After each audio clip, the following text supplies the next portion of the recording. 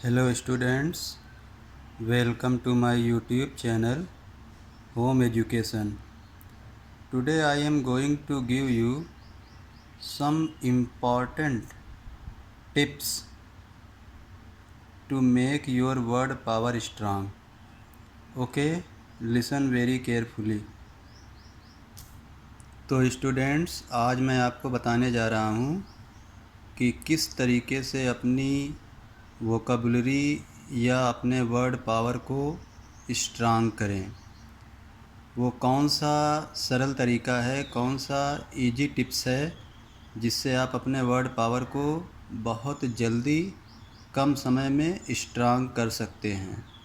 इस वीडियो को बहुत ध्यान से सुनिए और देखिए। अक्सर मैं देखता हूँ कि स्टूडेंट्स फटाफट वर्ड मीनिंग रटते रहते हैं, हर समय वो वर्ड मीनिंग रटते रहते हैं, लेकिन वो शब्दों के या वर्ड्स की टेक्निक को नहीं जानते। कोई भी लैंग्वेज हो, इंग्लिश हो या हिंदी हो, तो अधिकतर जो वर्ड होते हैं वो टेक्निक पर बने होते हैं। तो अगर हम वर्ड आर्किटेक्ट जान जाएं, वर्ड की टेक्निक जान जाएं, तो हमें वर्ड मीनिंग ज़्यादा रटने की ज़रूरत नहीं पड़ेगी। तो आइए हम आपको आज वर्ड टेक्निक बताएं। बहुत से वर्ड आप इंग्लिश में पढ़ते हैं और आप देखते होंगे कि बहुत से इंग्लिश के वर्ड जो शुरू होते हैं उनके शुरुआत में प्रीफिक्स अन लगा होता है, UN अन। और इस तरीके से अन जोड़ करके किसी वर्ड में, जैसे मान लीजिए वर्ड है एबल और उसमें प्रीफिक्स अन जोड़ देते हैं, तो फिर एक नया वर्ड जो बनता है, एक नया वर्ड जो कंपोज होता है, वो होता है अनेबल। ऐसा आपने वर्ड देखा होगा। तो अब आपको हम ये बता रहे हैं कि वर्ड मीनिंग रटिए नहीं। वर्ड मीनिंग को रटने का आसान तरीका, वर्ड मीनिंग को समझने का आसान तरीका मैं आपको बताता हूँ। अब जैसे ये प्रीफिक्स अन है, अन का मतलब आप समझे नॉट, ठीक है। हमेशा आप अन का मतलब नॉट समझें। और जिस वर्ड से पहले प्रीफिक्स अन लग जाएगा तो जाहिर सी बात है कि वो वर्ड निगेटिव अर्थ निकालेगा, क्योंकि अन का मतलब नॉट होता है। अब फिर वो किसी वर्ड में अगर जुड़ जाएगा तो वो वर्ड निगेटिव या अपोजिट अर्थ निकालेगा। जैसे एबल मीन्स होता है योग्य या सक्षम, तो अनएबल मीन्स क्या होगा? नॉट योग्य या सक्षम न होना। तो आप समझ गए होंगे मैं आपसे क्या कहना चाह रहा हूँ। जो भी वर्ड हों, जितने भी वर्ड हों, अगर जिन वर्ड्स से पहले प्रीफिक्स अन लग जाए तो आपको करना क्या है कि उस वर्ड का आप अपोजिट मीनिंग निकाल लीजिए। जैसे un plus able is equal to unable, तो आप अनेबल की जो मीनिंग निकालेंगे उसको रटिए नहीं। तो एबल की मीनिंग आपको पता है, सक्षम। तो अनेबल की मीनिंग आपको क्या होगा? अनेबल का मतलब होता है सक्षम ना होना या अक्षम, ठीक है। तो वर्ड मीनिंग को आप रटिए नहीं, वर्ड मीनिंग को समझिए, वर्ड टेक्निक को जानिए। इसी तरीके से मैं आपको एक एग्जांपल और दे रहा हूँ। जैसे वर्ड है लाख, प्रीफिक्स लगा दिया अन, तो हो गया अनलॉक। तो लॉक मीन्स होता है बंद करना, ताला बंद करना। तो जाहिर सी बात है कि अनलॉक मीन्स हो जाएगा खोलना या ताला खोलना। तो देखा, तो वर्ड मीनिंग आप रटिए नहीं, वर्ड की टेक्निक समझिए और इस तरीके से आप उसके मीनिंग को आराम से जान जाएंगे। वर्ड मीनिंग रटिए नहीं, वर्ड की टेक्निक जानिए। आइए आगे बढ़ें। इसी तरीके से बहुत से वर्ड से पहले प्रीफिक्स डी लगा देते हैं, DED। तो जब डी लगा देते हैं तो डी का मतलब भी होता है नॉट। अब जैसे सपोज करिए कि वर्ड आपका फेम है और उससे पहले प्रीफिक्स लगा दिया डी, तो नया वर्ड बन के आया डी फेम। तो फेम माने होता है मशहूर होना। तो अब आपको जो है, क्योंकि प्रीफिक्स डी लग गया, डी का मतलब नॉट होता है, यानी डी फेम यानी नॉट फेम, यानी कि मशहूर ना होना, प्रसिद्ध ना होना। यानी आप डी फेम का मीनिंग निकाल सकते हैं अप्रसिद्ध होना या प्रसिद्ध ना होना। तो समझा आपने, डी लग गया किसी वर्ड से पहले तो आप उस वर्ड का अपोजिट मीनिंग निकालेंगे। फेम माने प्रसिद्ध, तो डी फेम मीन्स अप्रसिद्ध। ठीक है, तो इस तरीके से आपको मैंने बताया कि जब किसी वर्ड से पहले अन प्रीफिक्स लग जाएगा तो उस वर्ड का भी जो है आप अपोजिट मीनिंग निकालेंगे। अगर किसी वर्ड से पहले डी लग गया तो उस वर्ड का भी आप अपोजिट मीनिंग निकालेंगे। जैसे able unable, lock unlock. Able सक्षम, अनेबल सक्षम न होना, लॉक बंद होना, अनलॉक खोलना। फेम प्रसिद्ध होना, डिफेम अप्रसिद्ध होना या प्रसिद्ध न होना। इसी तरीके से आप देखिए, डी प्रीफिक्स है और वर्ड है मेरिट। मेरिट मीन्स होता है योग्यता।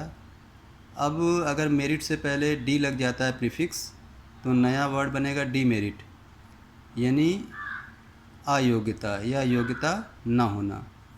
तो आपने समझा किस तरीके से अन या डी प्रीफिक्स लगा करके किसी वर्ड में हम उसका अपोजिट मीनिंग निकाल सकते हैं और हमें रटने की ज़रूरत नहीं पड़ेगी और हमारी वोकैबुलरी स्ट्रांग होती जाएगी। इसी तरीके से कुछ वर्ड से पहले प्रीफिक्स आई आर इर लगा होता है, देख रहे हैं आप। जैसे वर्ड है रेगुलर और इससे पहले प्रीफिक्स लगा दिया इर, यानी कि नया वर्ड बनेगा इर्रेगुलर। तो मैं आपको बता दूं, ये जो इर होता है ये भी, इसका भी अर्थ नॉट होता है, ये भी इसका भी अर्थ नॉट होता है। तो जिस वर्ड से पहले ये लग जाता है उस वर्ड का हम निगेटिव मीनिंग निकालते हैं। जैसे रेगुलर से पहले अगर इर लग गया तो नया वर्ड बनेगा इर्रेगुलर। तो रेगुलर मीन्स तो हम नियमित जानते हैं, तो इर्रेगुलर मीन्स अनियमित। तो हमें रटने की ज़रूरत नहीं है, बस हमें उस वर्ड टेक्निक पकड़ना है कि रेगुलर से पहले इर लग गया तो इसका अर्थ होगा अनियमित, क्योंकि रेगुलर मीन्स नियमित होता है। इसी तरीके से आप देखिए, रिस्पॉन्सिबल वर्ड है, उससे पहले प्रीफिक्स लगा दे रहे हैं आई आर इर, तो नया वर्ड बनेगा इररिस्पॉन्सिबल। तो रिस्पॉन्सिबल मीन्स होता है जिम्मेदार, तो इररिस्पॉन्सिबल मीन्स गैर जिम्मेदार या जिम्मेदार ना होना। तो जो मैंने प्रीफिक्स बताया, अन हो या डी हो या इर हो, जिन वर्ड्स से पहले लग जाते हैं उन वर्ड्स का हम निगेटिव मीनिंग निकालते हैं। ये जितने वर्ड हैं, unable, unlock, defame, demerit, irregular, irresponsible, सब निगेटिव मीनिंग दे रहे हैं या अपोजिट मीनिंग दे रहे हैं। ठीक है, इसको हम ऐसे भी समझ सकते हैं, एबल का अपोजिट अनेबल, लॉक का अपोजिट अनलॉक, फेम का अपोजिट डिफेम, मेरिट का अपोजिट डीमेरिट, रेगुलर का अपोजिट इर्रेगुलर, रिस्पॉन्सिबल का अपोजिट इररिस्पॉन्सिबल। तो जिन वर्ड्स से पहले प्रीफिक्स, संबंधित प्रीफिक्स लग जाते हैं तो उस वर्ड का हम निगेटिव अर्थ या विलोम या अपोजिट मीनिंग निकालते हैं। ठीक है, आगे बढ़िए। इसी तरीके से एक प्रीफिक्स होता है इन, तो ये भी जो है निगेटिव अर्थ निकालता है, यानी जिस वर्ड से पहले ये लग जाएगा तो वो वर्ड का निगेटिव अर्थ निकलेगा। जैसे वर्ड है एक्यूरेट, एक्यूरेट माने सही या सटीक। अब अगर इसमें हम प्रीफिक्स इन जोड़ दें तो नया वर्ड बनेगा इनएक्यूरेट। तो इनएक्यूरेट का मतलब होता है सटीक ना होना या गलत होना। ठीक है, इसी तरीके से अगर वर्ड है एक्टिव, एक्टिव मीन्स होता है फुर्तीला। अब इससे पहले प्रीफिक्स अगर हम इन जोड़ दें तो नया वर्ड क्या होगा, इनएक्टिव। तो इनएक्टिव, फुर्तीला का विलोम निकालेंगे तो सुस्त होगा। ठीक है, आलसी होगा। तो आपने समझा किस तरीके से। मैं आपको फिर से बताऊं, अगर अन प्रीफिक्स होगा या डी प्रीफिक्स होगा या इर प्रीफिक्स होगा या इन प्रीफिक्स होगा, एक और वर्ड देखें, इन प्रीफिक्स होगा। तो अगर ये सारे प्रीफिक्स हो रहे हैं, किसी वर्ड से पहले लग रहे हैं, तो उन वर्ड का निगेटिव अर्थ निकलेगा या अपोजिट मीनिंग निकलेगा। इन सारे के जो है अपोजिट मीनिंग या निगेटिव मीनिंग निकल रहे हैं। आगे बढ़िए। कुछ और वर्ड होते हैं, जैसे उसमें जो है प्रीफिक्स री होता है, और उस वर्ड में जब प्रीफिक्स री जोड़ते हैं तो हम आपको बता दें, री का मतलब होता है पुनः या फिर से। ठीक है, पुनः या फिर से। तो ये जब री जिस वर्ड में जुड़ता है तो उस वर्ड का जब मीनिंग निकालेंगे तो मीनिंग के साथ साथ हम पुनः या फिर से ज़रूर जोड़ देंगे। जैसे वर्ड है नेम, उससे पहले प्रीफिक्स लगा दिया री, नया वर्ड बना रीनेम। तो नेम माने होता है नाम, तो रीनेम माने होता है फिर से नाम बताना या फिर से नाम लिखना, ठीक है, रीनेम, या नाम नाम को जो है बदल लेना, रीनेम। इसी तरीके से वर्ड आपका है अरेंज, अरेंज माने होता है व्यवस्थित करना। अब उससे आगे उससे पहले प्रीफिक्स लगा दिया री, तो नया वर्ड आपका बन रहा है रीअरेंज। तो अरेंज मीन्स व्यवस्थित होता है। तो अब इस री का मतलब होता है पुनः या फिर से, तो फिर से व्यवस्थित होना। तो इस तरीके से जब री लग जाएगा तो उस री का अर्थ होता है पुनः या फिर से। ये लिख करके फिर उसके बाद उस वर्ड का मीनिंग लिखेंगे। रीनेम, फिर से नामकरण करना। रीअरेंज, फिर से व्यवस्थित करना। तो देखा आपने इस री प्रीफिक्स का कमाल। अब आगे बढ़िए, हम देखते हैं कि कुछ वर्ड से पहले प्रीफिक्स डिस लगा होता है, DIS। तो डिस लगा होता है, तो मैं आपको बता दूं डिस का मतलब भी होता है नॉट। अब जैसे वर्ड है आपका आनर, आनर माने होता है सम्मान, और डिस का मतलब नॉट।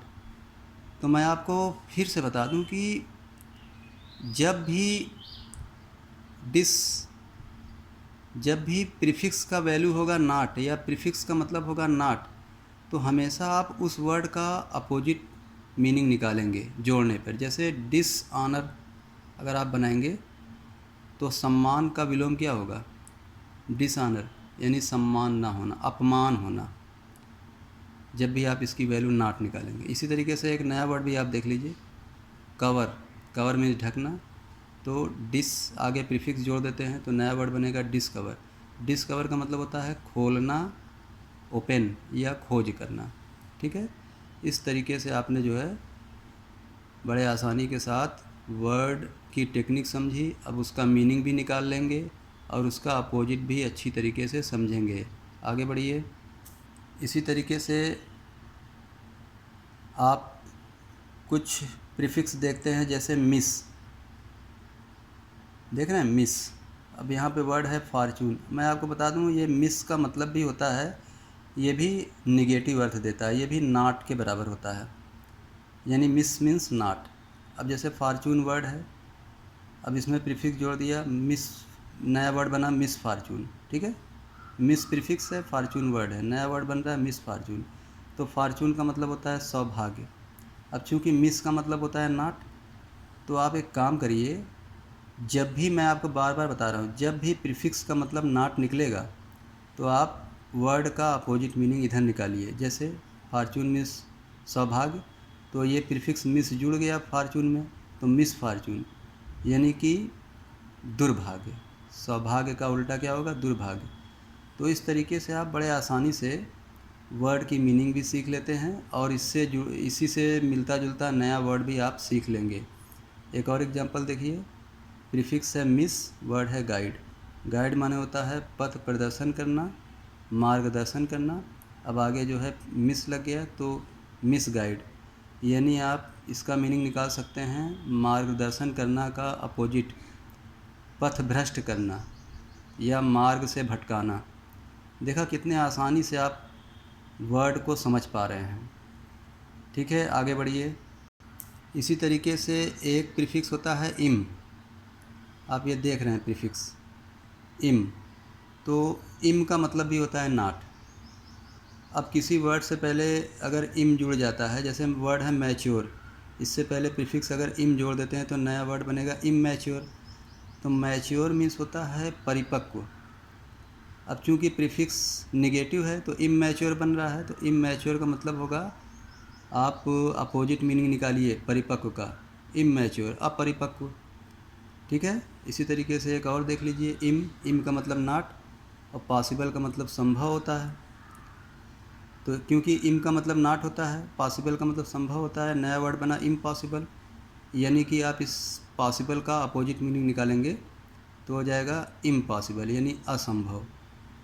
तो आपने देखा यहाँ पर एक बार मैं आपको फिर से रिपीट करा दूं। अगर आपका प्रीफिक्स अन है, अगर आपका प्रीफिक्स डी है, अगर आपका प्रीफिक्स इर है, अगर आपका प्रीफिक्स इन है, ये री को छोड़ दीजिए, अगर आपका प्रीफिक्स डिस है, अगर आपका प्रीफिक्स मिस है, अगर आपका प्रीफिक्स इम है, ये प्रीफिक्स अगर किसी वर्ड से पहले जुड़ जाते हैं तो उन वर्ड के अपोजिट मीनिंग निकलेंगे।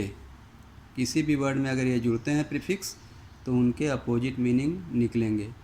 तो कितने आसानी के साथ आप अगर एक वर्ड जानते हैं तो उससे जुड़ा हुआ दूसरे वर्ड को भी आप जान जाएंगे, उसका मीनिंग भी जान जाएंगे और अपोजिट वर्ड भी बनाना जान जाएंगे। ये रटना बंद करिए आप इंग्लिश को। इंग्लिश में वर्ड की टेक्निक समझिए। इसी से मिलते जुलते बहुत से वर्ड होते हैं जिसमें प्रीफिक्स लगे होते हैं इसी तरीके से, लेकिन हम क्योंकि वर्ड टेक्निक जानते नहीं और बैठ के रटा करते हैं। तो ये वीडियो ख़ास तौर से इसीलिए बनाया गया है ताकि आप वर्ड टेक्निक समझें और आसानी से उसकी मीनिंग को समझ सकें। कुछ और भी है, उसको भी आप समझ लीजिए। कुछ वर्ड ऐसे होते हैं जिसमें सफिक्स लगे होते हैं, प्रीफिक्स नहीं सफिक्स, यानी वर्ड के बाद कुछ अलग से एब्रीविएट वर्ड, संक्षिप्त वर्ड जुड़ते हैं और एक नया वर्ड कंपोजिट करते हैं, एक नया वर्ड बनाते हैं। जैसे मान लीजिए आपका वर्ड है वीक, इसमें सफिक्स जोड़ दिया नेस, तो नया वर्ड बना वीकनेस, जो कि एक नाउन का काम करेगा। वीकनेस मीन्स कमजोरी, ठीक है। इसी तरीके से एक और देखिए हालो, हालो मीन्स होता है खोखला। अब इसमें सफिक्स लगा दिया नेस, तो नया वर्ड बना हालोनेस। हालोनेस मीन्स होता है खोखलापन, जो कि एक नाउन का काम करता है। इसी तरीके से ये आपने देखा सफिक्स नेस, अब आप देखेंगे सफिक्स लेस। सफिक्स जो है किसी वर्ड के बाद आते हैं, और जबकि प्रीफिक्स कब आते हैं? किसी वर्ड से पहले।